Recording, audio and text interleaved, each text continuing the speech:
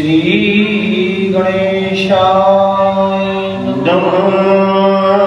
श्री सरस्वते नमः। श्रीमते रामानुजाय नमः। वक्रतुंड महाकाय सूर्यकोटि समप्रभा निर्विघ्नं कुरु मे देव सर्वकार्येषु सर्वदा। अखण्डमण्डलाकारं व्याप्तं येन चराचरं तत्पदं दर्शितं येन तस्मै श्री गुरवे नमः।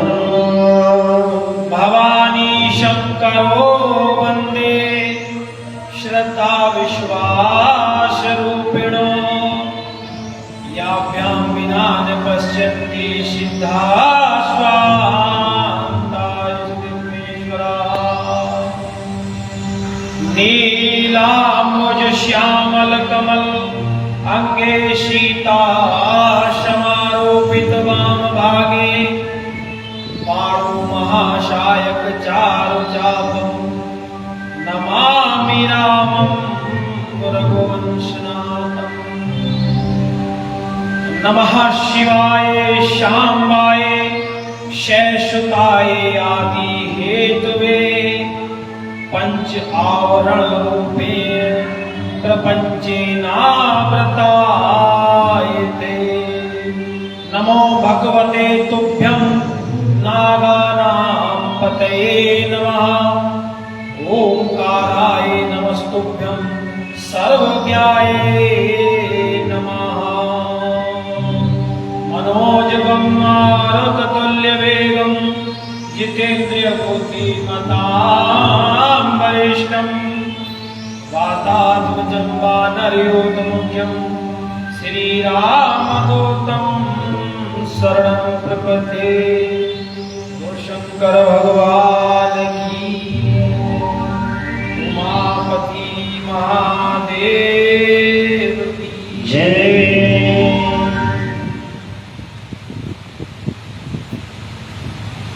बोलो झाड़ीपत महादेव की जय। जगत जननी जगदम्बा मैया की जय। सच्चे दरबार की जय। सभी संतों की जय। सभी भक्तों की जय। नमः पार्वती पते हर हर महादेव शंभो। नमामि शमीशान निर्वाण रूपं विभुं व्यापकं ब्रह्म वेदस्वरूपं। नमामि समीशान निर्वाण रूपं विभुं व्यापकं ब्रह्म वेदस्वरूपं।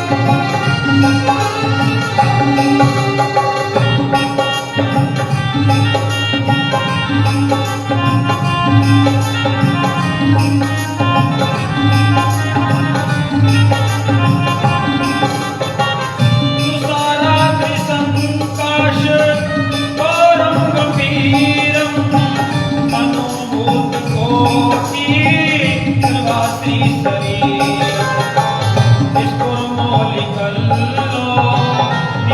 चार गंगा शत बाल वाले कंठे बुलंगा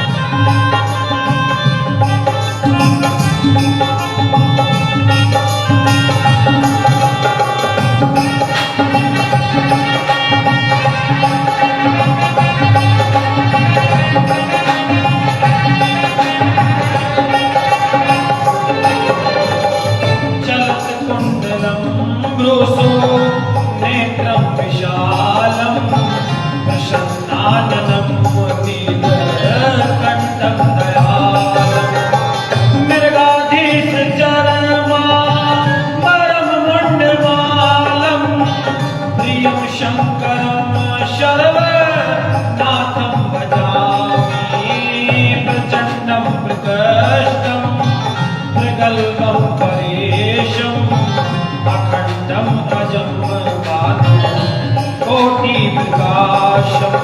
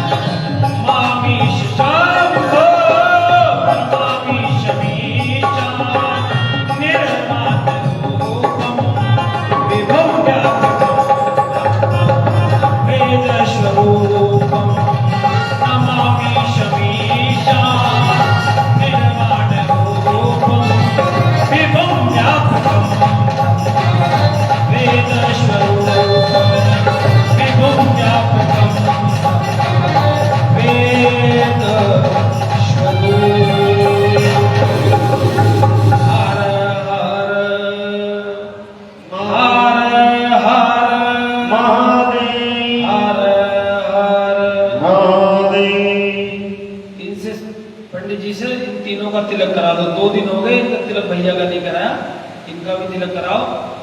ये भी हमारे साथ व्यास मंच में पूरे सहयोगी है, इनका तिलक कराओ।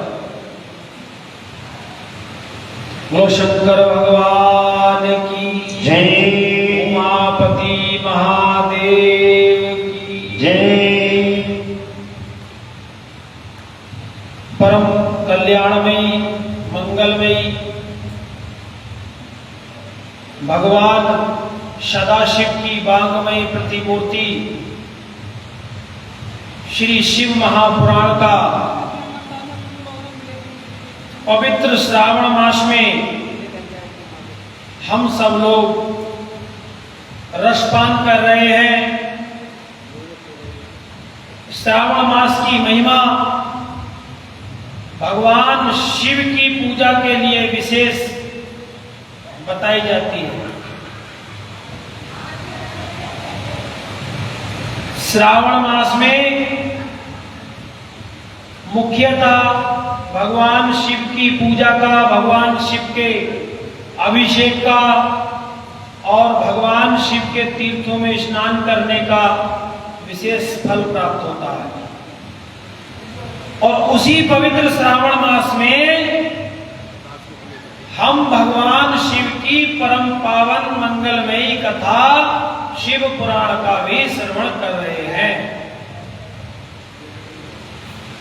जो मनुष्य किसी कारणवश पूरे श्रावण मास में भगवान शिव का रुद्राभिषेक नहीं कर सका या विधिवत भगवान शिव का पूजन नहीं किया, तो उसको भगवान शिव की मंगलमयी कथा सुनने से, कथा का रसपान करने से भगवान शिव के रुद्राभिषेक का ही फल प्राप्त होता है।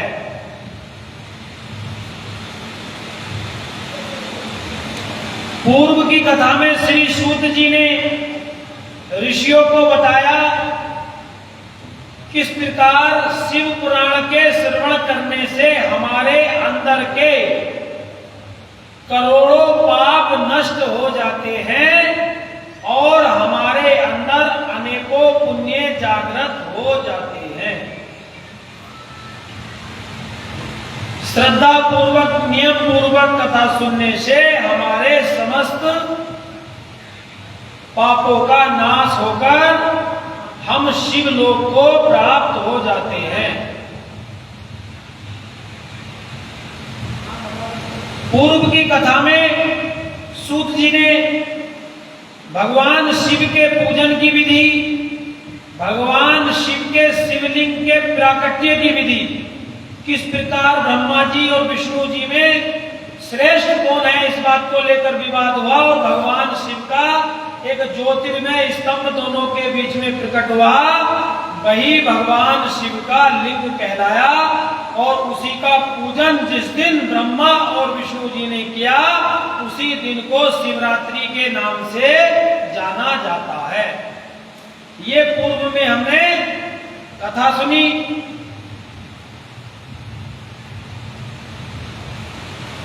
श्री सूत जी से सौनक जी ने भगवान शिव के चरित्र, भगवान शिव की लीला, भगवान शिव के गृहस्थ आश्रम की लीला और भगवान शिव के विवाह की लीला और मुख्यतः भगवान शिव के विवाह और गृहस्थ जीवन की कथा के बारे में सौनक जी ने सूत से पूछा, मुझे आप विशेष तौर से भगवान शिव के गृहस्थ जीवन की कथा का विस्तार से वर्णन कीजिए। उसी प्रसंग में सूत जी ने बताया, यही प्रश्न नारद जी ने किया था और नारद जी के पूछने पर ब्रह्मा जी ने भगवान शिव के गृहस्थ जीवन की, भगवान शिव के अनेकों अवतारों की और भगवान शिव की अनेकों प्रकार की गई लीला का वर्णन नारद जी से श्री ब्रह्मा जी ने सुनाया। उस ही प्रसंग को श्री सूत जी ऋषियों को नैमिषारण्य तीर्थ में सुना रहे हैं और नंदिकेश्वर जी सनकादि ऋषियों को यह कथा सुना रहे हैं।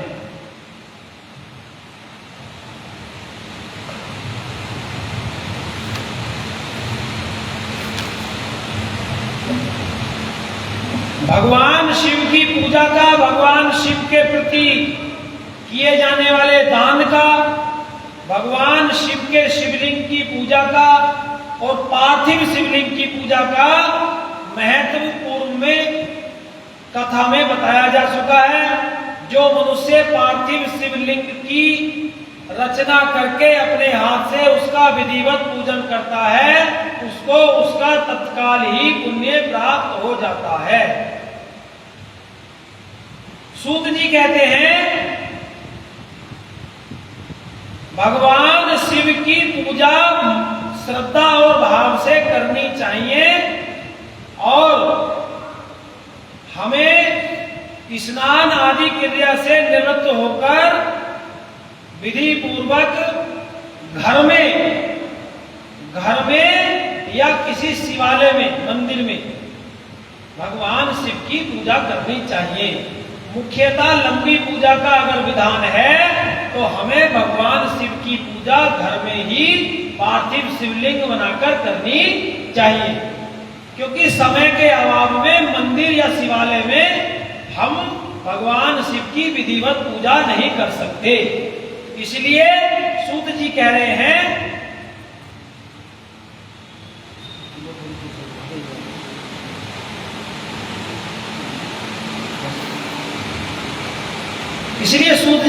हैं कि घर में ही विधि पूर्वक भगवान शिव की स्थापना करके हमें प्रेम पूर्वक श्रद्धा पूर्वक भगवान शिव का पूजन करना चाहिए। भगवान शिव के पूजन में हमें गंदे और दूषित वस्त्रों का प्रयोग नहीं करना चाहिए।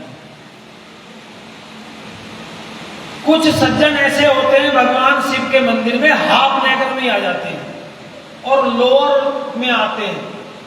जिस वस्त्र में हम नित्य क्रिया करते हैं, नित्य क्रिया मतलब उसमें ही हम बाथरूम जाते हैं, उसमें ही हम शौच हो जाते हैं और गृहस्थ आश्रम के जो कार्य हैं वह भी हम उन्हीं वस्त्र में करते हैं। उस वस्त्र से कभी भी भगवान की पूजा नहीं करनी चाहिए। सूत जी कह रहे हैं कि भगवान की पूजन में शुद्ध वस्त्रों का ही प्रयोग करना चाहिए। इसलिए पूजन में स्वच्छता का, पवित्रता का विशेष ध्यान रखना चाहिए। और सूत जी कह रहे हैं कि हमेशा भगवान की पूजा तिलक लगाकर ही करनी चाहिए। बहुत से जब पूजा कर लेते हैं, जब मेरे पास आते हैं कि तिलक लगा दो, सर्वप्रथम तिलक लगवाना चाहिए और उसके बाद भगवान की पूजा करनी चाहिए। हो सकता हो, संभव हो तो रुद्राक्ष की माला पहनकर ही भगवान शिव की पूजा करें। अगर संभव नहीं है, रुद्राक्ष की माला पूजन के बाद उतार के रख सकते हैं। एक तुलसी माला को आप किसी भी स्थिति में, किसी भी समय, किसी भी काल में, किसी भी परिस्थिति में पहन सकते हैं। लेकिन रुद्राक्ष की माला अगर आपको कष्ट दे रही है तो पूजन के बाद आप उसको किसी शुद्ध स्थान पर या पूजा में रख सकते हैं। जब पुनः दोबारा पूजा करें, मंदिर आए तो वह माला ग्रहण करनी चाहिए। ये विधान बताया सूत जी ने। सर्वप्रथम हमें मंदिर में जाकर, शिव मंदिर में जाकर या घर पे ही अगर हम शिव परिवार की पूजा करते हैं, सर्वप्रथम हमें किसकी पूजा करनी चाहिए मंदिर में जाकर? सर्वप्रथम हमें गणेश जी की पूजा करनी चाहिए। यहां तो पूरे गणेश मंदिर ही अलग है, तो हमें सर्वप्रथम गणेश जी के मंदिर में जाकर गणेश जी की ही पूजा करनी चाहिए। हालांकि शिवालय में भी गणेश जी हैं, तो जो शिव मंदिर नहीं, खाली शिवालय में जाते हैं, उनको सर्वप्रथम गणेश जी की पूजा करनी चाहिए और उसके बाद गणेश और कार्तिकेय दोनों की पूजा करनी चाहिए। उसके बाद भगवान शिव के शिव गणों की पूजा करनी चाहिए और उसके बाद माता जगत जननी जगदम्बा अम्बा पार्वती की पूजा करनी चाहिए और अंत में भगवान शिव की पूजा। भगवान की शिव की पूजा का विधान है, भगवान शिव से पहले भगवान शिव के गणों की पूजा करनी चाहिए। पार्वती जी की गणेश जी की और कार्तिकेय जी की पूजा के बाद ही शिव जी की पूजा हमें करनी चाहिए और उत्तर मुख को हमें शिव जी की पूजा करनी चाहिए। एक विशेष पूजन जब हम करते हैं उसको हमें विशेष नियम से करना पड़ता है। अगर हमारे शिवालय में या किसी तीर्थ में या शिव मंदिर में अगर कोई ऐसी अवस्था है कि आप उत्तर मुख करके जल नहीं चढ़ा सकते, पूजा नहीं कर सकते, तो ऐसी स्थिति में आप जहां स्थान मिले वहीं पूजन कर सकते हैं। एक विशेष पूजन में जैसे आपको रुद्राभिषेक कराना है या आपको विशेष पूजन करना है, उसमें आप केवल उत्तर मुख करके ही भगवान शिव की पूजा करनी चाहिए। सर्वप्रथम भगवान शिव को जल से स्नान कराना चाहिए। गणेश जी का पूजन करके, कार्तिकेय जी का पूजन करके, शिव गणों का पूजन करके, माता पार्वती का पूजन करके, उसके बाद भगवान शिव के लिंग को स्नान कराने के बाद शुद्ध वस्त्र से उसको एक बार पोंछना चाहिए। ये पूर्ण नियम है। लेकिन जहां जलाधारी लगातार चलती है वहां आप इस नियम को नहीं कर सकते। आप जहां विशेष पूजा अपने घर में या किसी शिवालय में जहां आपको इतना समय है वहां आप पहले शिव जी को स्नान करा के उसके बाद उसको शुद्ध वस्त्र से पोंछ देना चाहिए।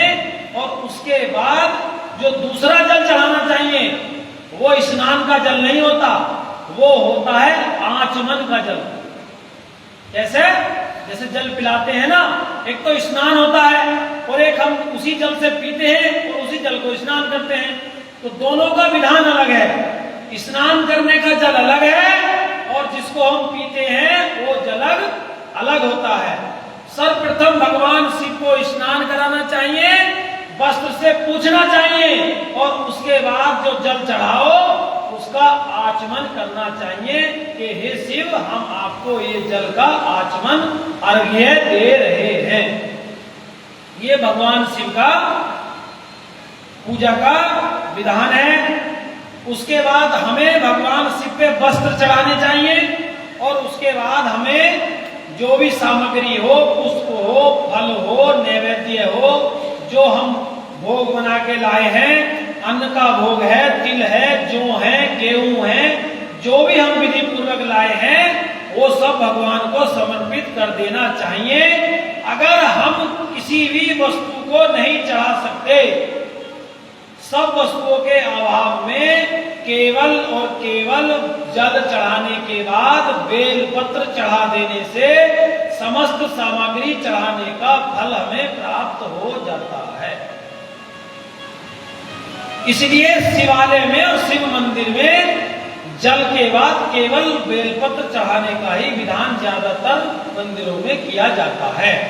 जो पूजा विधान है वह विशेष पूजा के लिए बताई गई है। भगवान शिव को इत्र भी चढ़ाना चाहिए। गूगल और अगर से भगवान की धूप देकर और घी का दिया जलाकर भगवान की हमें आरती उतारनी चाहिए। आरती का जो शुद्ध अर्थ है वो लिया गया आरत शब्द से। आरत का क्या मतलब होता है? आरती आप करते हो, बताओ आरती का क्या मतलब है? आरती का अर्थ क्या है? आरती क्यों उतारी जाती है? आरत शब्द का मतलब है दुख। आरत का शब्द का तात्पर्य दुख। और जब हम आरती उतारते हैं तो भगवान से अपने दुखों को दूर करने की विनती करते हैं कि हे भगवान, हमारे जितने भी दुख हैं वो सब समाप्त हो जाएं। इसलिए आरती का विशेष महत्व बताया गया है। आरती कैसे उतारनी चाहिए? क्या लगातार एक ही स्थान पे भगवान की आरती उतारनी चाहिए? किसी को पता है आरती का विधान?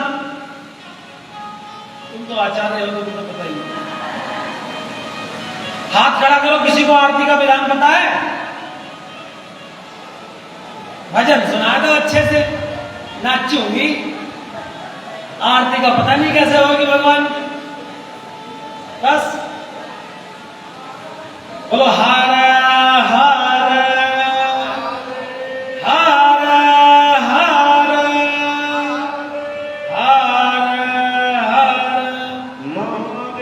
जब हम भगवान शिव के या किसी भी देवता के मंदिर में जाते हैं और भगवान की विधिवत पूजा करते हैं, पूजा करने के बाद जो भी सामग्री चढ़ाते हैं, फल चढ़ाते हैं, पुष्प चढ़ाते हैं, उसके बाद हम भगवान की आरती उतारते हैं। आरती का जो विधान है, 4 बार भगवान के चरणों की आरती उतारनी। कितनी बार? 4 बार भगवान के चरणों में आरती घुमानी चाहिए। 2 बार भगवान के नाभि मंडल के सामने आरती उतारनी चाहिए और 1 बार भगवान के मुखमंडल की आरती उतारनी चाहिए और 7 बार पूरे शरीर के अंगों की आरती। इस प्रकार 14 बार भगवान की आरती लगाने का विधान शास्त्रों में है। ये आरती का विधान है। 4 बार चरणों की, 2 बार नाभि की, 1 बार मुख की और 7 बार पूरे शरीर के अंगों की हमें भगवान की आरती उतारनी चाहिए। आरती के बाद हमें भगवान को प्रणाम करना चाहिए, भगवान को नमस्कार करना चाहिए। उसके बाद हमें परिक्रमा करनी चाहिए और उसके बाद हमें पुष्पांजलि अर्पित करनी चाहिए और भगवान से क्षमा याचना करनी चाहिए कि हे प्रभु, हे दीनानाथ, हे सारे जगत को चलाने वाले, हम अज्ञानी हैं, अधम हैं, नीच हैं, हम आपकी पूजा विधान नहीं जानते। क्षमा प्रार्थना करनी चाहिए, हम आपकी पूजा विधान नहीं जानते। जैसा भी हमने पूजन किया है आप स्वीकार करें। और उसके बाद भगवान का, जब घर पे पूजन करते हैं तो भगवान का विसर्जन करना पड़ता है कि हे भगवान, हे सदाशिव, हे माता, हमने आपका पूजन किया है, अब हम आपको विसर्जन कर रहे हैं, आप अपने स्थान पर चले जाएं और जब हम पुनः आपका आह्वान करेंगे आप पुनः हमारे पूजन को पूर्ण करने के लिए आ जाएं और श्री गणेश जी और लक्ष्मी जी हमारे घर में सदा निवास करें। ऐसा भगवान से हमें प्रार्थना करनी चाहिए। ये भगवान के पूजन की पूरी विधि श्री सूत जी ने शौनकादि 88,000 ऋषियों को बताई। अब सूत जी कह रहे हैं, अगर किसी मनुष्य को लक्ष्मी की प्राप्ति की कामना है, हर मनुष्य मंदिर में किसी न किसी कामना को लेके आता है। एक हाथ करो जो खाली भगवान को जल चढ़ाने आते हैं, केवल और केवल ये मन में उनके है कि भगवान शिव को गंगा जल या जल चढ़ा के स्नान कराना है। हमारे अंदर कोई कामना नहीं है। कोई मनुष्य ऐसा? किसी को शारीरिक कष्ट है, किसी को पुत्र की प्राप्ति नहीं है, किसी को लक्ष्मी की प्राप्ति नहीं है, किसी के मकान का लिंटर बीच में रुक गया है, किसी के पुत्र की नौकरी नहीं लग रही, किसी के पुत्र का विवाह नहीं हो रहा। ये सब हमारे अंदर की कामनाएं हैं और ये कामनाएं स्वाभाविक हैं, इसमें हमारा कोई दोष नहीं है। और हम अगर भगवान से मांगने नहीं जाएंगे तो किससे मांगने? इसलिए भगवान से मांगने का तो विधान है, लेकिन जो सर्वश्रेष्ठ भक्ति है वो गीता में भगवान कृष्ण कहते हैं अर्जुन से कि अगर आप जो भी भक्ति करो, मेरी पूजा करो और सारी भक्ति पूजा मेरे को समर्पित कर दो और मुझसे किसी भी कामना की इच्छा नहीं रखो। तो जैसे कल नारद जी ने कहा था ना, जय विद होए नाथ हित मोरा, करम सो बेगी दास में तोरा। तो जिस प्रकार माता पिता अपने पुत्र की, अपने संतान की हर प्रकार से आवश्यकताओं की पूर्ति करते हैं, पालन करते हैं, पोषण करते हैं, उसी प्रकार भगवान सभी प्राणियों की आवश्यकताओं की पूर्ति स्वयं कर देते हैं। केवल हमारे मांगने से ही भगवान नहीं देते। लेकिन अगर किसी को लक्ष्मी की कामना है, सूत जी कह रहे हैं, अगर कोई व्यक्ति 1,00,000 कमल के पुष्पों से, कितने, 1,00,000 कमल के पुष्पों से, 1,00,000 बेलपत्र से या 1,00,000 शंख पुष्पों से भगवान शिव की मंत्रों के साथ पूजा करता है तो उस पर लक्ष्मी जी की विशेष कृपा हो जाती है। जो मनुष्य महामृत्युंजय मंत्र का 5,00,000 जाप कर लेता है, कितने, 5,00,000, उसको साक्षात भगवान शिव के दर्शन हो जाते हैं। 5,00,000 मृत्युंजय जप करने से भगवान शिव के दर्शन हो जाते हैं। 1,00,000 दूर्वा से पूजा करने से हमारी आयु बढ़ती है, कितनी, 1,00,000 दूर्वा से। जिसको पुत्र की इच्छा हो, शिव पुराण में लिखा है, जिसको पुत्र की इच्छा हो वह 1,00,000 धतूरे के पुष्पों से, कितने, 1,00,000 धतूरे के फूलों से भगवान शिव की महामृत्युंजय मंत्र के साथ या भगवान शिव के पंचाक्षर मंत्र के साथ या ओम का जाप करके अगर उन 1,00,000 पुष्पों से पूजा करता है तो उसको संतान की प्राप्ति हो जाती है। अलसी के फूल से भगवान शिव की पूजा करने से मनुष्य पर भगवान विष्णु की विशेष कृपा होती है। कनेर के और हरसिंगार के 1,00,000 पुष्पों से पूजा करने से धन की, वैभव की और शक्ति की प्राप्ति होती है। भगवान शिव को चंपा और केवड़े का पुष्प नहीं चढ़ाया जाता। एक तो केतकी, इसको केवड़ा कहते हैं, और एक चंपा, ये 2 पुष्प भगवान को नहीं चढ़ाते। अगर कोई मनुष्य भगवान शिव को शुद्ध गाय के देसी घी से स्नान कराता है, यानी कि शिवलिंग पर गाय का देसी घी लेपता है तो उसके वंश में बढ़ोतरी होती है, उसका वंश बहुत संपन्न और शक्तिशाली और बड़ा हो जाता है। यदि 10,000 मंत्रों द्वारा शिव जी का पूजन किया जाए, कितने मंत्रों द्वारा, 10,000 महामृत्युंजय मंत्र द्वारा अगर कोई मनुष्य भगवान का विधि पूर्वक, नियम पूर्वक पूजन कर ले तो उसका मधुमेह, जिसको आज की भाषा में शुगर कहते हैं, वह रोग समाप्त हो जाता है। जिसको मधुमेह जो आजकल ज्यादा चल रहा है, अगर 10,000 मंत्रों द्वारा भगवान की पूजा,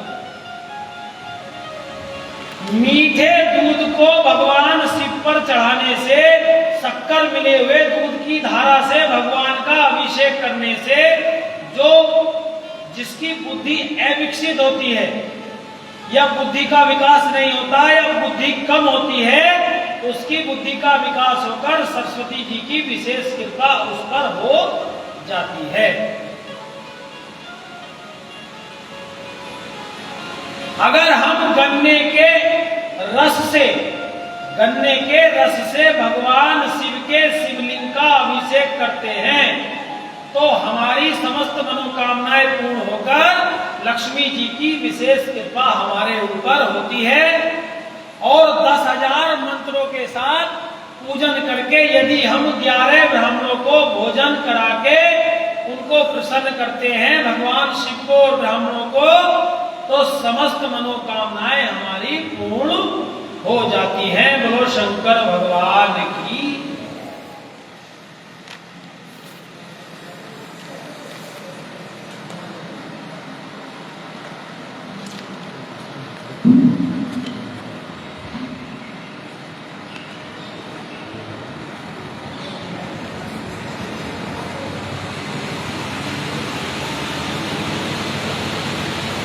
बोलो शंकर भगवान की।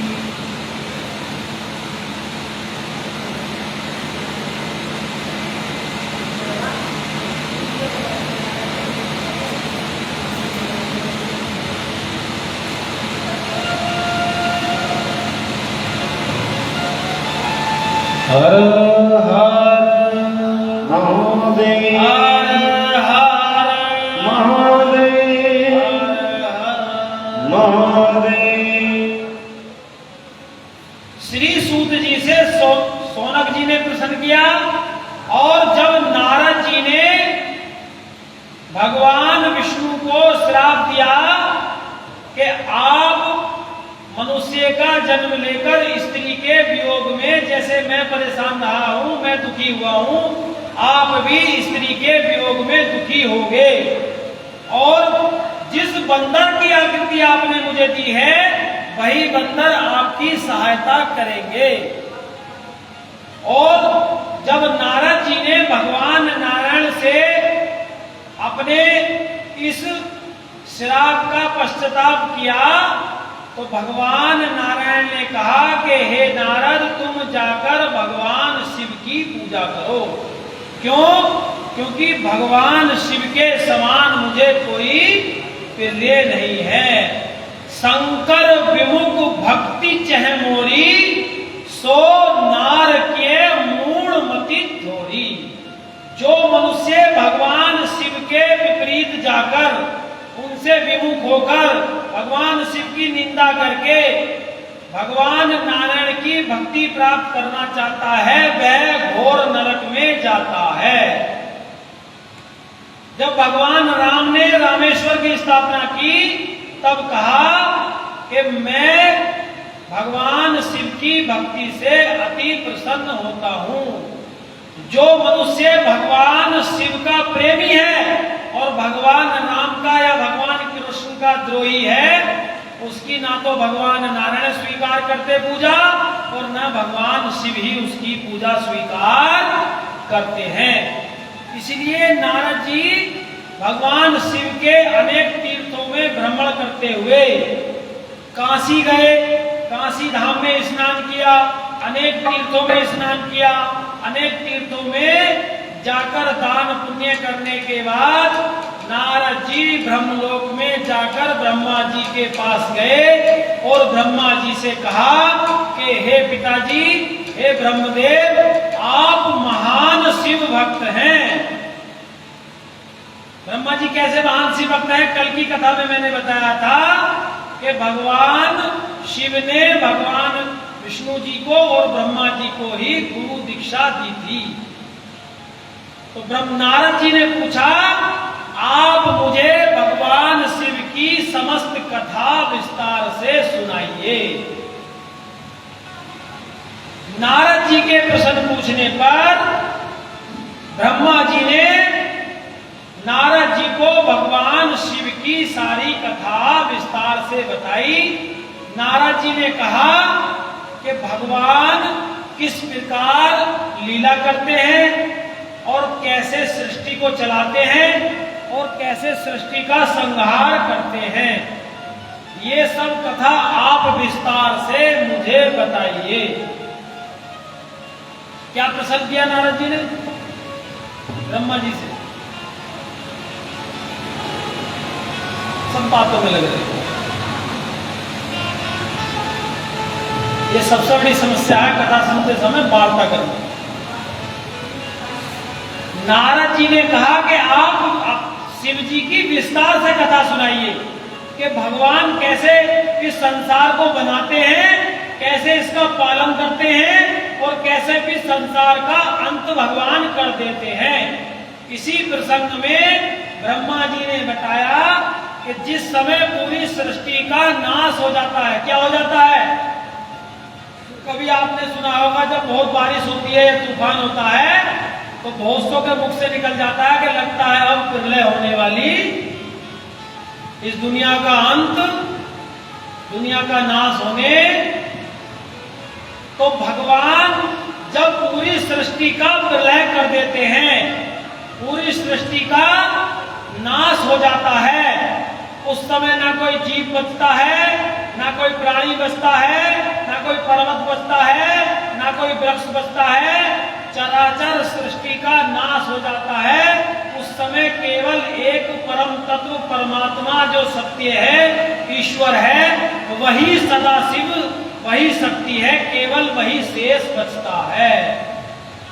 सबका प्रलय हो जाता है सृष्टि में, और जब अनेकों वर्षों तक वही परमात्मा विचरण करता है, और जब उस परमात्मा के मन में एक से अनेक बनने की इच्छा प्रकट होती है, क्या होती है कि अब मुझे एक से अनेक बनना चाहिए, यानी कि जगत की रचना करनी चाहिए, तो वही परम शक्ति परमात्मा अपने शरीर से एक विराट पुरुष की उत्पत्ति करते हैं, और वही विराट पुरुष को हम नारायण या विष्णु के रूप में जानते हैं। ये सृष्टि का सूक्ष्म रूप से वर्णन है। वही जो विराट पुरुष है, वही लंबे समय तक, हजारों वर्षों तक तपस्या करते हैं, और उनकी तपस्या से उनके शरीर से जल की धारा बहने लगती है, और सर्वत्र केवल जल ही जल, न अग्नि दिखाई देती है, न वायु दिखाई देता है, न आकाश दिखाई देता है, सर्वत्र केवल जल ही जल दिखाई देता है, और वही विराट पुरुष उस जल में शयन करते हैं। जल में शयन करने के कारण जल का एक नाम है नार।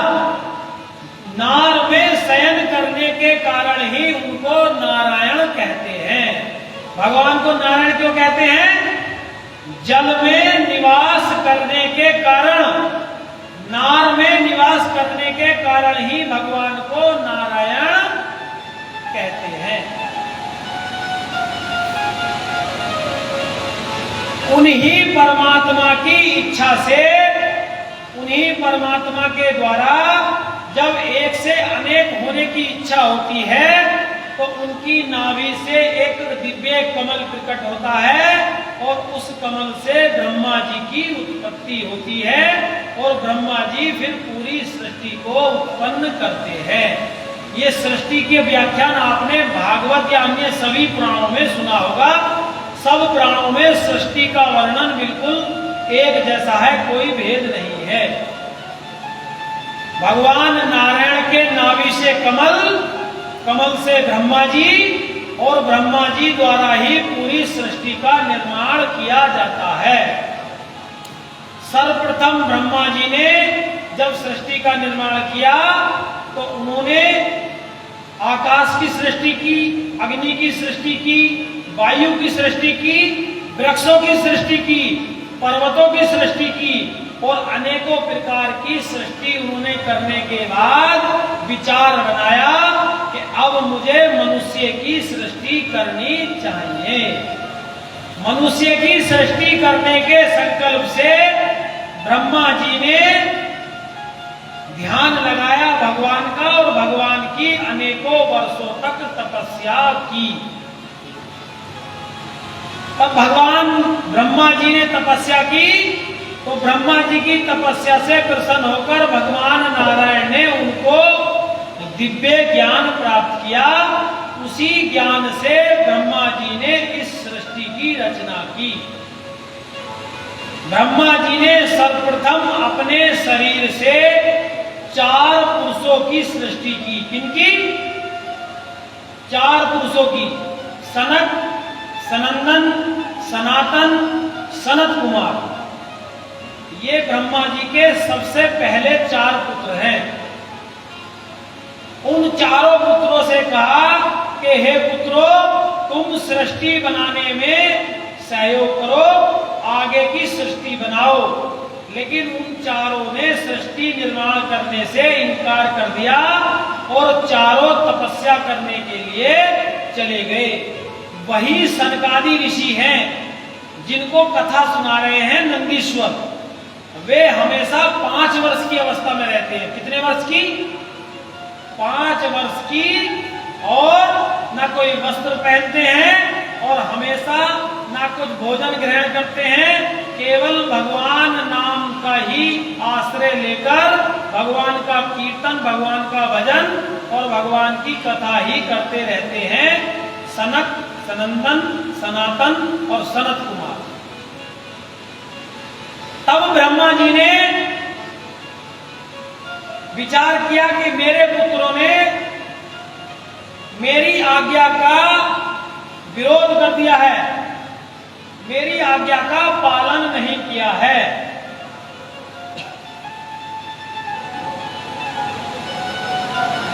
तब ब्रह्मा जी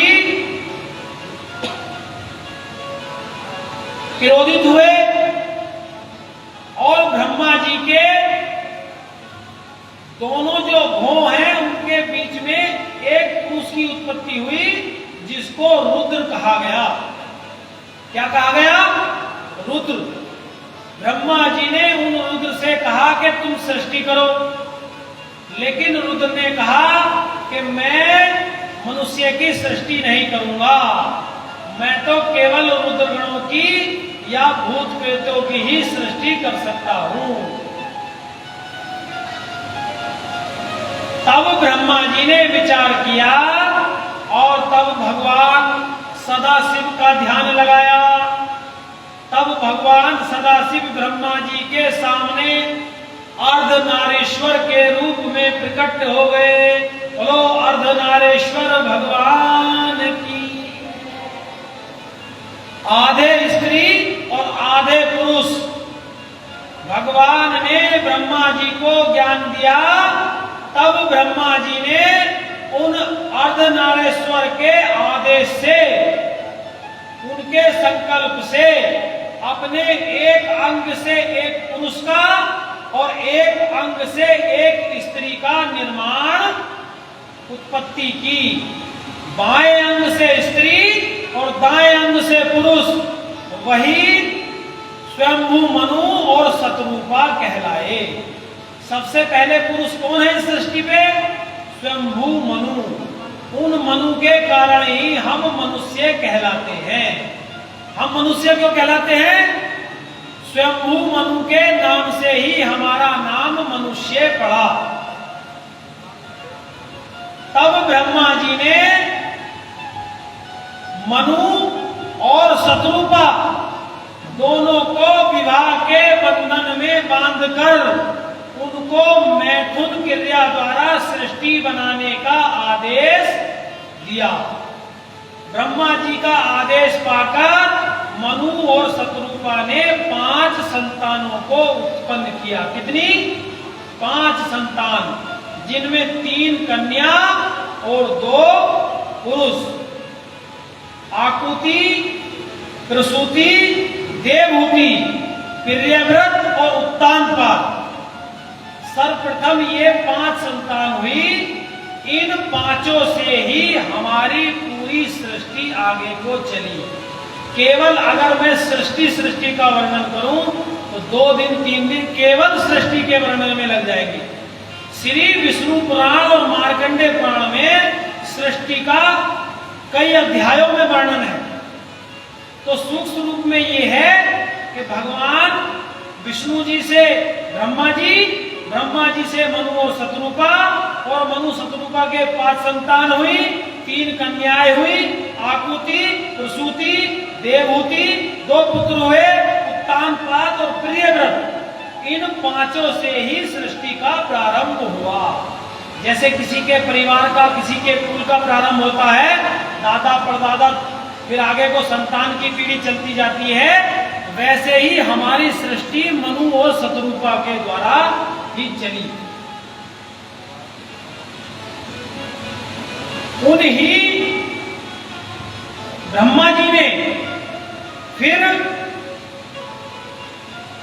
अपने शरीर से 10 पुरुषों का निर्माण किया।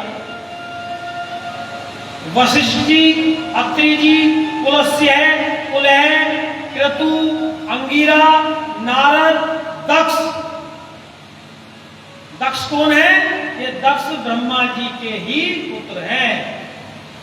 तो ब्रह्मा जी ने उसके बाद अपने मन से मरीचि, गोद से नारद जी और अपने संकल्प से दक्ष को पैदा किया, और ब्रह्मा जी ने उसके बाद धर्म की उत्पत्ति की, धर्म को उत्पन्न किया। उन्हीं दक्ष ने विवाह करके उनके कितने उन्हीं दक्ष के 60 कन्याएं हुई। कितनी? 60। और उन्हीं 60 कन्याओं से ये चराचर सृष्टि भर गई। प्रजापति दक्ष की 60 कन्याओं से ही पूरी सृष्टि हमारी भर गई। उनकी जो 60 कन्याएं हैं, वही कन्याएं क्रम से धर्म को, कश्यप ऋषि को, वशिष्ठ ऋषि को, अत्रि ऋषि को और दक्ष को, ये सब उनका विवाह हुआ। और दक्ष की जो 60 कन्याएं थे, उनमें से ही एक कन्या थी जिनका नाम था सती। क्या नाम था? उन्हीं सती का विवाह भगवान शिव के साथ। ये सृष्टि का सूक्ष्म रूपांतरण है, क्योंकि कथा बहुत है, बारीकी में सृष्टि का वर्णन नहीं किया जा सकता। मुख्यतः हमें कथा पे कहाँ आना है? हमें कथा पे आना है कि सती जी की उत्पत्ति कैसे हुई। वही सती, वही शक्ति, वही देवी, वही जगदम्बा, वही अम्बा पार्वती, दक्ष और वीरणी, दक्ष की पत्नी का नाम था वीरणी, उन दोनों ने तपस्या की। और तपस्या के फल से देवी ने प्रसन्न होकर उनको कहा कि मैं आपके घर संतान के रूप में स्वयं ही प्रकट होंगी। जैसे हिमाचल और मैना ने तपस्या की थी और वही शक्ति पार्वती के रूप में प्रकट हुई थी, उसी प्रकार दक्ष और वीरणी ने तपस्या की और वही शक्ति, वही अम्बा, जगदम्बा, परम्बा सती के रूप में किसके घर प्रकट हुई? दक्ष और वीरणी के घर प्रकट हुई। उन्हीं दक्ष कन्या सती ने भगवान शिव के अपमान के कारण अपने शरीर का त्याग दक्ष के यज्ञ में कर दिया था। ये सूक्ष्म रूप से कथा ब्रह्मा जी ने किसको बताई? नारद जी को। अब नारद जी को सूक्ष्म रूप में कथा बताई तो नारद जी ने कहा कि हे पितामह, आप मुझे बताइए कि किस प्रकार सती जी का त्याग भगवान शिव ने किया और सती जी ने अपने प्राणों का किस प्रकार त्याग किया। ये प्रश्न नारद जी ने किया। तब नारद जी को ब्रह्मा जी सती जी की तपस्या, सती जी का शिव जी से विवाह और उनका राम जी पर संदेह करना और शिव जी का मानसिक रूप से सती जी का त्याग कर देना और दक्ष के यज्ञ में जाकर अपने प्राणों का त्याग कर देना, ये सब कथा किसने सुनाई? ब्रह्मा जी ने नारद जी को, सूत जी ने शौनक जी को, नंदीश्वर ने सनकादि जी को, और ये दास यही कथा आपको सुना रहा है। हर हर हर हर हर हर।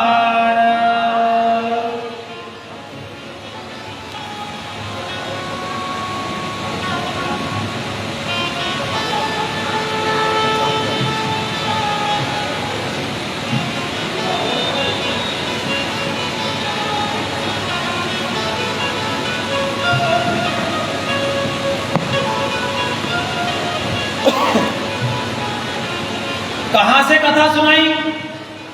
वही सेम कथा, बिल्कुल कोई भी परिवर्तन नहीं है। वही कथा तुलसीदास जी ने रामचरितमानस में लिखी है और वही कथा शिव पुराण में ब्रह्मा जी नारद जी को बता रहे हैं। क्या? एक बार त्रेता युग माही शंभु गए कुंभज ऋषि पाही।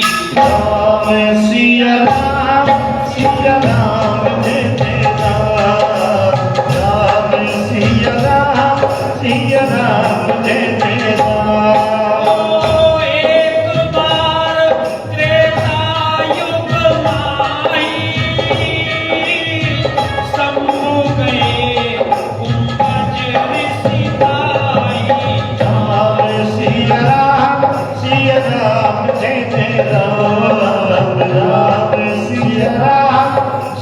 राम जय जय राम। एक बार की बात है, भगवान शिव त्रेता युग जिस समय चल रहा था, उस समय किसके पास गए? कुंभज ऋषि, अगस्त ऋषि। अगस्त का तो नाम जानते हो।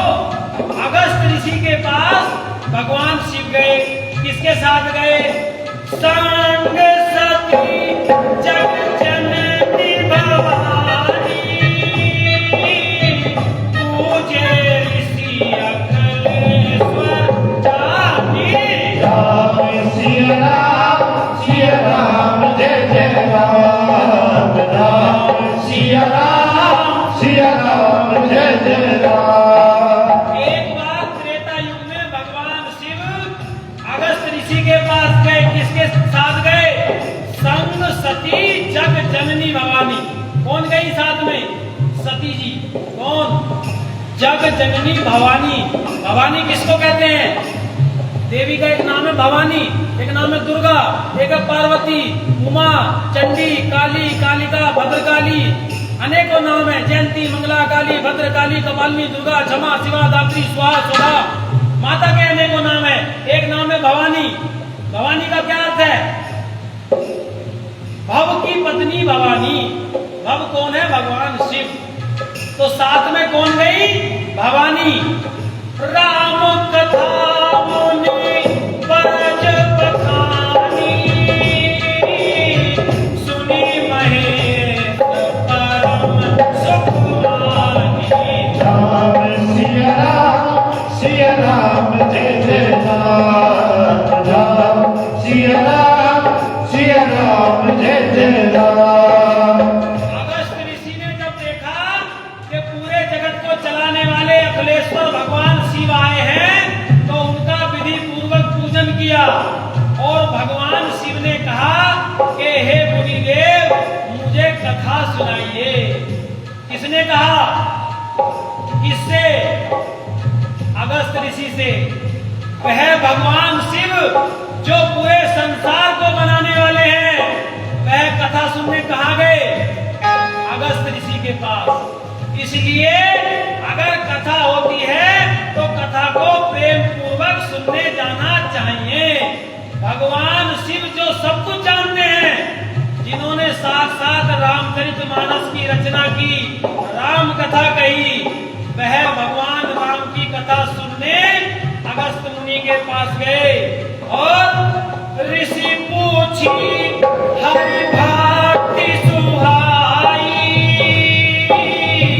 कही शंभु अधिकारी पाई। राम सिया राम जय जय राम। राम सिया राम जय जय राम। अगस्त जी ने विस्तार रूप पर शंकर भगवान को क्या सुनाया? राम कथा। क्यों? क्योंकि भगवान शिव के हृदय में हमेशा राम नाम का जाप चलता रहता है। एक बार माता पार्वती भगवान शिव के लिए भोजन लाई। भगवान शिव ने कहा कि आप भी मेरे साथ भोजन कर लो। माता पार्वती बोली कि मैं अभी भोजन नहीं कर सकती, मैं विष्णु सहस्त्र नाम का पाठ कर रही हूँ। विष्णु सहस्त्र नाम का अगर आप कंठस्थ भी पाठ करोगे, आधा घंटा लग जाएगा। 20-25 मिनट तो लग ही जाएंगे। विष्णु भगवान के सहस्त्र नाम मतलब विष्णु भगवान के 1000 नामों का पाठ, सहस्त्र नाम। तो वो पाठ कर रही थी। तो भगवान शिव ने कहा कि मैं आपको एक नाम बताता हूं, जिसके लेने से तुम्हें 1000 विष्णु भगवान के नाम लेने का फल मिल जाएगा। वो क्या नाम है? राम। क्या है? राम सिया राम जय जय राम। राम सिया राम जय जय राम। राम सिया राम जय जय राम। राम सिया राम जय जय राम। भगवान शिव ने कहा राम राम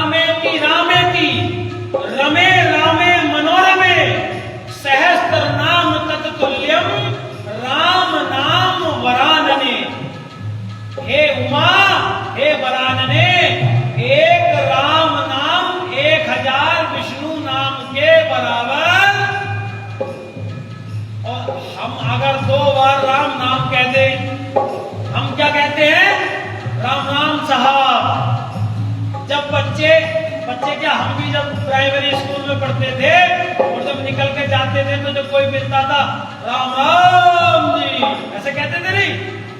2 बार राम राम लेने से 2 बार विष्णु सहस्त्र नाम पाठ करने का फल मिल जाता है। लेकिन इस अंग्रेजी संस्कृति ने सब सत्यानाश, अब राम राम की जगह good afternoon, good morning, good night, tata, bye, क्या शब्द है? बाय। और एक और है हाय। अगर किसी से हालचाल पूछना है तो क्या कहते हैं? व्हाट्सएप नंबर लेके वो मेरे पास हाय लिख के भेज देना, कहते नहीं?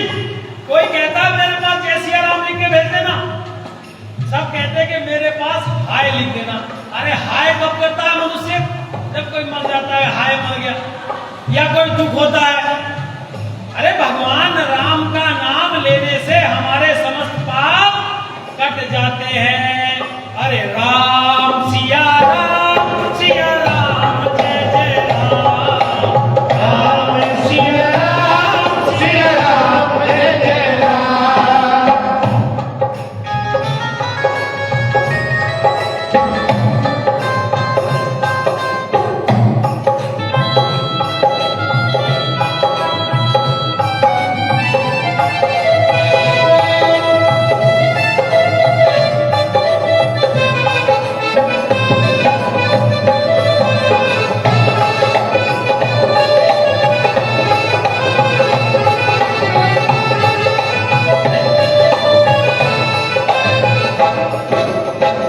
जब भगवान शिव अगस्त ऋषि से राम कथा सुन रहे थे तो इसमें लिखा है, सुनी महेश परम सुख मानी। भगवान शिव ने राम कथा सुन के विशेष सुख माना। किसने? इसमें लिखा है सुनी महेश। किसने सुनी कथा? किसने नहीं सुनी है? कथा किसने सुनी? सुनी महेश। केवल भगवान शिव ने सुनी, सती जी ने कथा नहीं सुनी। क्यों नहीं सुनी? सती जी ने सोचा कि जब तेरे पति साक्षात शिव हैं, महाकाल हैं, ईश्वर हैं, किसी और ईश्वर की चर्चा सुनने से क्या लाभ? जब किसी को ज्यादा ज्ञान होता है तो दूसरे ज्ञानी की बात नहीं सुनता। हनुमान जी कौन है? मनोजवम मारुतुल्य वेगम जितेंद्रिय बुद्धिमताम वरिष्ठम। बुद्धिमताम वरिष्ठम, जितने भी बुद्धिमान हैं सब में वरिष्ठ हैं। लेकिन क्या है भाई, जब कहीं भगवान की कथा होती है, राम कथा होती है, हरि कथा होती है, वही हनुमान जी दोनों हाथ जोड़कर नीचे बैठकर भगवान की कथा सुनते हैं। अतुलित बल धामम हेम शैल वदेहम धनुज वन कृषाननम ज्ञानी नाम गगण्यम सकल गुण निधानम वानराधीशम रघुपति प्रिय भगतम। कौन है हनुमान जी? ज्ञानी नाम गर्गण्यम है, अतुलित बल धामम, बलशालियों में भी बलशाली है। लेकिन जब कथा होती है तो हनुमान जी अंजलि बांधकर बैठ जाते हैं और क्या करते हैं? छम छम नाचे देखो वीर हनुमाना, वीर हनुमाना, छम छम नाचे देखो वीर हनुमाना, छम छम नाचे वीर हनुमाना। कहते हैं लोग इसे राम का दीवाना। छम छम नाचे देखो वीर हनुमाना, छम छम नाचे देखो वीर हनुमाना। छम छम।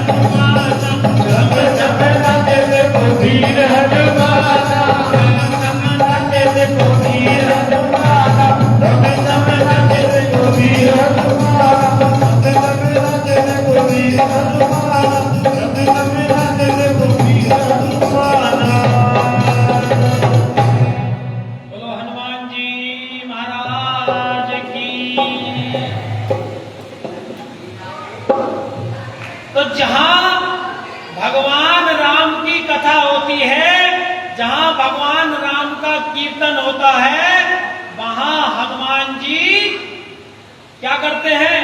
छम छम नाचते हैं और अंजलि बांधकर और भगवान की कथा सुनते हैं।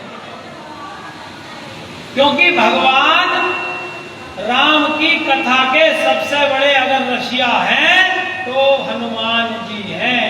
और वो हनुमान जी कौन है? वही हनुमान जी ही शिव जी के अवतार हैं। मतलब राम कथा शिव जी ने तो सुनी, लेकिन सती जी ने नहीं सुनी। सती जी ने कैसे नहीं सुनी? ऐसे नहीं सुनी, कान में उंगली डालकर कान को खुजाने लगी। अगर किसी को किसी की बात में रस ना आए, आनंद ना आए, तो वह उससे मुंह चुराना प्रारंभ कर देता है, या तो कान खुजाएगा या इधर उधर की बात करना प्रारंभ कर देगा। तो सती जी ने राम कथा नहीं सुनी। भगवान शिव कुछ समय वहीं रहे और उसके बाद वहां से आ गए।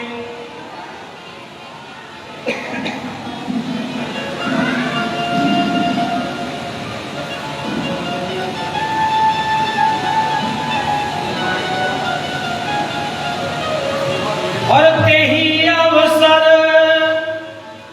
भंजन मही भारा, हरि रघुवंश लीन अवतारा। सिया राम जय जय राम, राम सिया राम जय जय राम। उसी समय की बात है, त्रेता युग में भगवान राम ने अवतार लिया था और पिता बचन सजराज उदासी, पंडित बन विचरत अविनाशी। राम सिया राम जय जय राम, राम सिया राम जय जय राम। उस समय भगवान राम का अवतार हुआ था और पिता के वचनों का पालन करने के लिए, किसके वचनों का? पिता के वचनों का पालन करने के लिए श्री राम जी वनवास का 14 वर्ष का भोग रहे थे। राज्य का त्याग करके और भगवान राम ने वनवास भोगा। भगवान राम ने अपने पिता का वचन पूरा करने के लिए वनवास को स्वीकार किया। और जिस समय भगवान शिव सती जी के साथ एक समय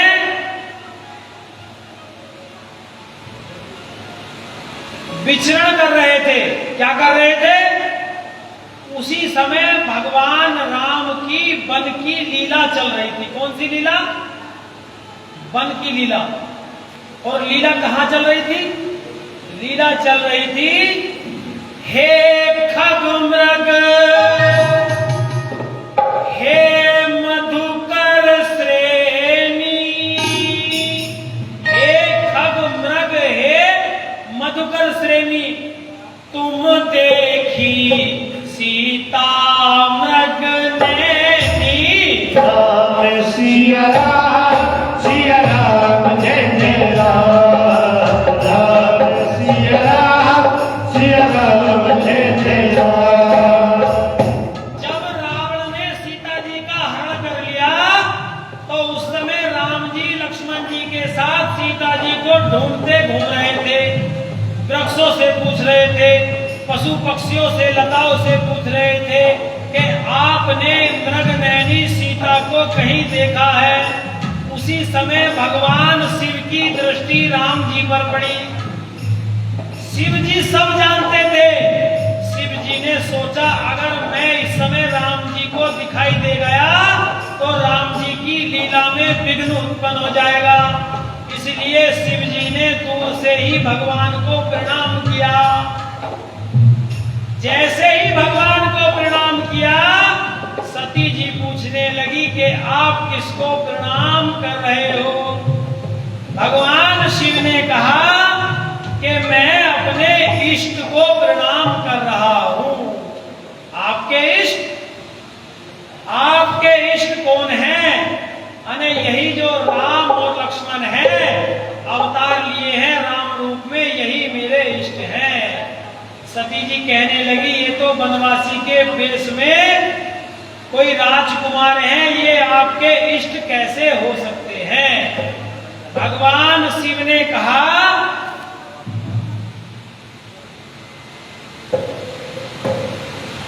कि यह मेरे इष्ट हैं और यही राजा दशरथ के पुत्र के रूप में जन्म लिए हैं और लीला कर रहे हैं। क्या कर रहे हैं?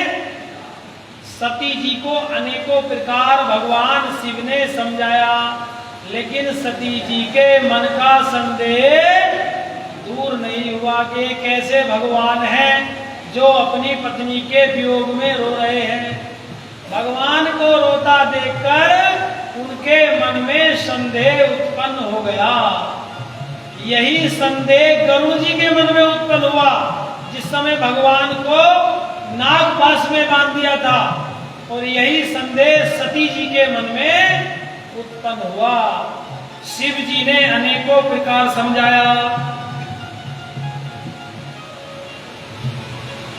ब्रह्म जो व्यापक विरज अज, अकल अनीह अवेद, सोची देह धरी होए, नर जाहि न जानत वेद। जो ब्रह्म सर्वव्यापक है, वह मनुष्य का शरीर कैसे धारण कर सकता है, ऐसी लीला कैसे कर सकता है, यही संदेह सती जी के मन में हो गया। भगवान शिव ने जब नहीं समझाया तो शिव ने कहा, जो तुम्हारे मन अति संदेह ओ किन जाई परीक्षा ले। सिया राम जय जय राम, राम सिया राम जय जय राम। हे सती, अगर तुम्हारे मन में संदेह है तो तुम जाकर परीक्षा ले सकती हो। तब लगी बैठ आया बट छाई, तब लगी तुम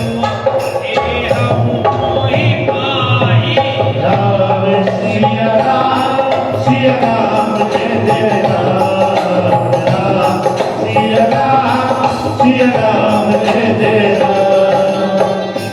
भगवान शिव ने कहा, जब तक तुम परीक्षा लेकर आओगी, मैं यहीं वट वृक्ष के नीचे बैठा हूं। आओ सती जी चली भगवान राम की परीक्षा लेने। मन में विचार किया कि मैं किस प्रकार भगवान की परीक्षा लूं। तो सती जी ने क्या किया? सती जी ने सीता का रूप बना लिया, और राम जी और लक्ष्मण जी चल रहे थे, और वह आगे आगे राम जी के हो गई। कौन हो गई? और जब सीता जी वन में चलती थी तो कहां चलती थी? राम जी आगे, सीता जी बीच में, लक्ष्मण जी पीछे।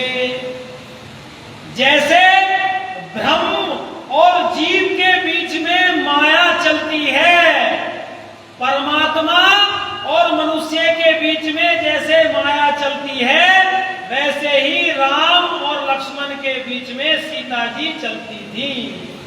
पहला बात तो यही सती जी ने गलती की। सती जी राम जी के आगे हो गई। किसी का अगर हमें वेश बनाना हो, नकल करनी हो, उसके लिए भी अकल की आवश्यकता पहले अध्यापक कहते थे ना कि नकल के लिए भी अकल की आवश्यकता होती है। तो सती जी ने सीता जी का भेष तो बना लिया, लेकिन सीता जी की करनी, सीता जी की चाल नहीं बना पाई। एक गांव में रामचरितमानस, पहले रामायण के पर्दे पे रामलीला का प्रसंग होता था। एक गांव में चल रही थी रामलीला, और रामलीला में जो रोल करते थे हनुमान का, जिस दिन हनुमान का रोल होना था उस दिन उनको डेंगू हो गया, बुखार आ गया। बुखार इतना तेज उनसे उठा नहीं गया। अगले दिन का जो प्रसंग था वो प्रसंग था कि जब हनुमान जी ने अशोक वाटिका उजाड़ी और मेघनाथ उनको बांध के लाए और लाकर रावण के सामने पेश किया।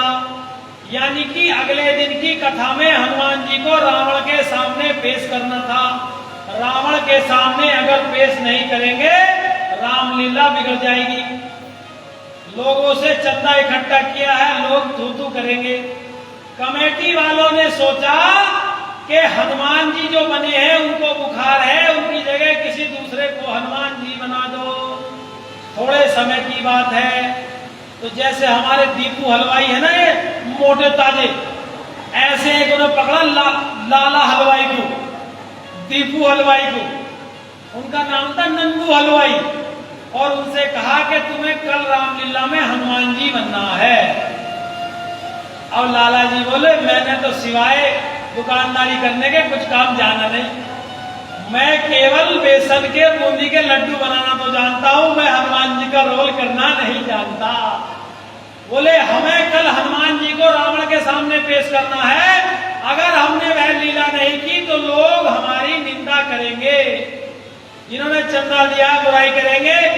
इसलिए केवल तुम्हें ये कहना है कि जब रावण पूछे कि हे बानर तूने अशोक वाटिका क्यों उजाड़ी और तू कौन है, नहीं हे बानर तू कौन है, केवल इतना कहना है। और तुम्हें कह देना कि मैं हूं रामदूत हनुमान, और उसी समय हम पर्दा गिरा देंगे, आरती करा देंगे और जय जयकार हो जाएगी। ये बात उन्होंने नहीं बताई थी अशोक वाटिका वाली। केवल इतना कहना है जब रावण पूछे कि हे बानर तू कौन है, तुम्हें कहना है मैं हूं रामदूत हनुमान। बोले इतनी बात कहने में क्या जा रहा, अखबार में फोटो छपेगी अमर उजाला में। अब लाला जी हो गए तैयार, और जैसे ही हनुमान जी को, लाला जी को हनुमान बनाकर पेश किया, जो रावण का रोल करता था वो था गांव का दद्दा, दबंग आदमी, चौधरी साहब, जमीन जायदाद वाले मुखिया गांव के, मूंछें लंबी लंबी। और जैसे ही लाला जी को पेश किया रावण ने जोर से कहा रे बानर तू कौन है, तूने मेरी सारी वाटिका उजाड़ दी, सारी बगीचा उड़ा दिया, तुझे डरने लगा मूर्ख बानर। और लाला जी को वाटिका के बारे में बताया नहीं था। लाला जी ने सोचा चौधरी साहब का बाग किसी ने उजाड़ दिया। बोले चौधरी साहब मैं तो नंदू हलवाई हूं, मैंने तुम्हारा बाग ना उजाड़ा, मुझे तो कमेटी वालों ने हनुमान जी बना दिया, मेरी कोई गलती ना, चौधरी साहब मुझे बख्शो। तो नकल करने के लिए भी अकल की आवश्यकता होती है, हर कोई हर किसी का रोल नहीं कर सकता। सती जी का रूप तो बना लिया, सीता जी का रूप सती जी ने, लेकिन चाल बदल दी। और जैसे ही राम जी ने सती जी को देखा तो राम जी ने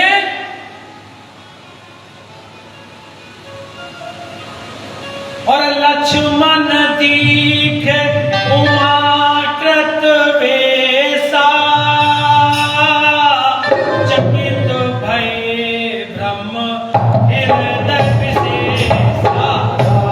सिया राम सिया राम जय जय राम, राम सिया राम जय जय राम। लक्ष्मण जी की सर्वप्रथम दृष्टि गई सती जी पर, लक्ष्मण जी भी पहचान गए। उसके बाद जब राम जी की दृष्टि गई तो राम जी ने क्या कहा, जोरी पान प्रभु की न बिरधाऊं,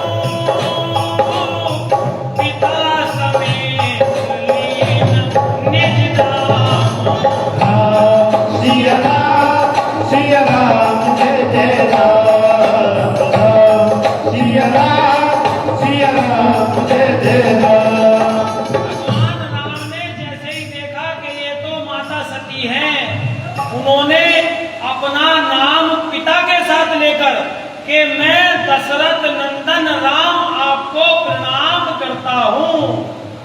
पहले राजा महाराजाओं में, बड़े लोगों में प्रणाम करने की ये रीति थी, अपने पिताजी का नाम लेकर प्रणाम करते थे। क्यों? एक नाम के दो हो सकते हैं नहीं। एक नाम है किसी का अजय, तो गांव में दो अजय हो सकते हैं, दो नरेश, दो दिनेश, दो महिपाल हो सकते हैं।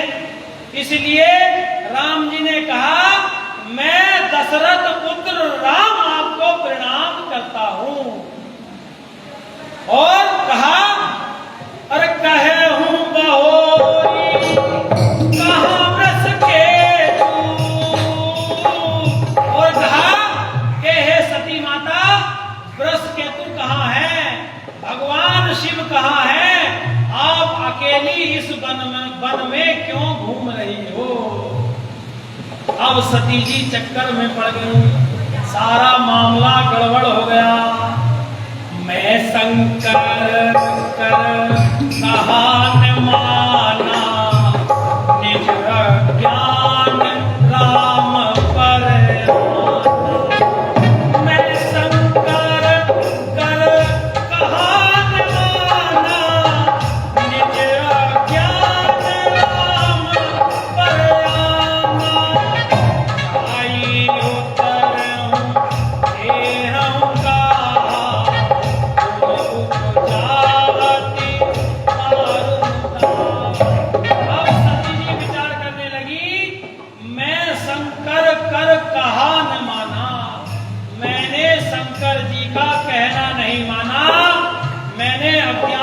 राम जी पर आरोप लगाया, राम जी की परीक्षा ली, अब मैं शिव जी को जाकर क्या जवाब दूंगी।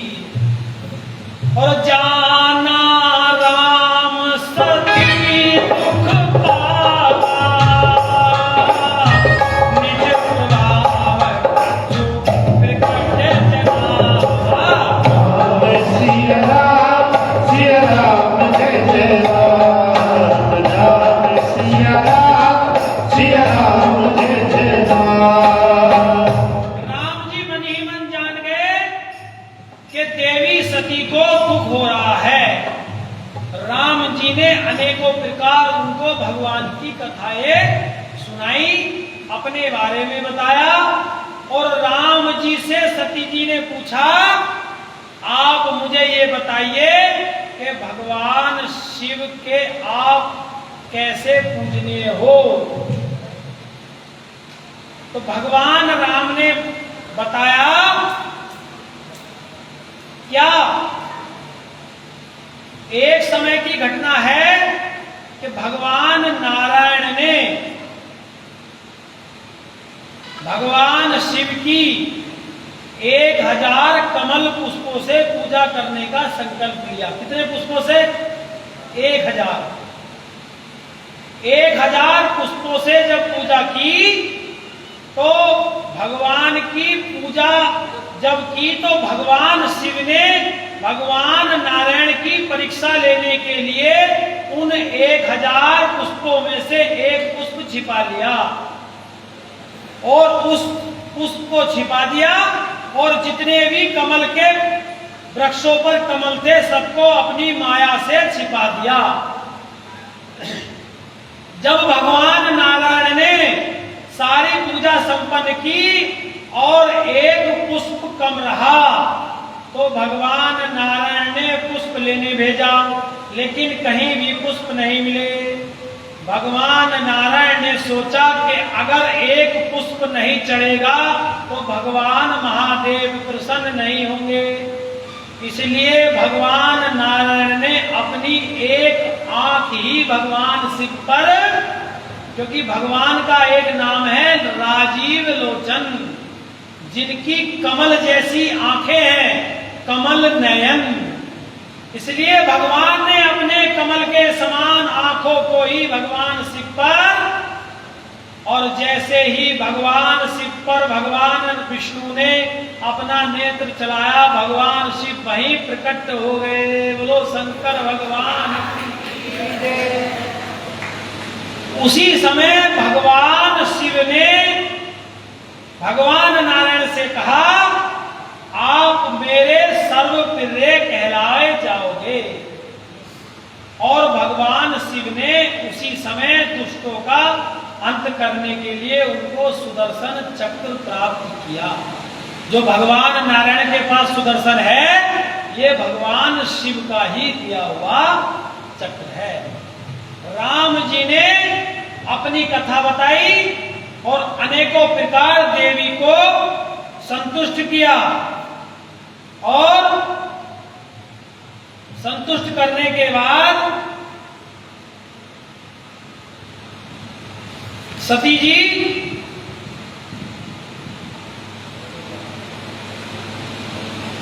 सती समझी रघुबीर प्रभाव, भयवश शिव सन कीन प्रभाव। सिया राम जय जय राम राम, सिया राम जय जय राम।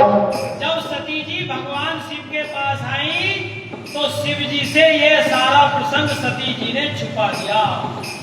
सती जी ने भगवान शिव से नहीं बताया, मैंने सीता जी का रूप धारण करके भगवान राम की परीक्षा ली।